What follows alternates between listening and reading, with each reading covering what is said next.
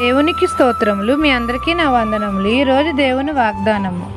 యెహోవాను నమ్ముకొనుడి, యెహోవా మిమ్మును మీ పిల్లలను వృద్ధి పొందించెను. కీర్తనల గ్రంథము 115 భూమి ఆకాశములను సృజించిన మన తండ్రి అయిన యెహోవా మనల్ని ఆశీర్వదిస్తున్నాడు. యెహోవా యందు భయభక్తులు కలిగి మనము ఆయనను నమ్ముకోవాలి. అప్పుడు మన పిల్లలను తండ్రి వృద్ధి పొందింపజేస్తాడు. తండ్రి మనకు సహాయం చేస్తాడు. ఆయన ఆజ్ఞలను బట్టి మనం అధికంగా ఆనందించాలి.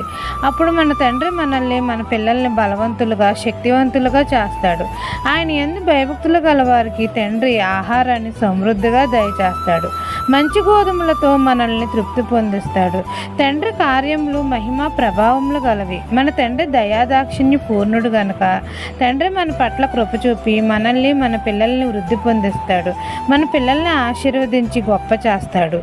ఈ దిన వాగ్దానం మీ నా జీవితంలో నెరవేరాలని కోరుకుంటూ దేవుని సువార్త పరిచర్యలో మీ సహోదరి. ఆమెన్.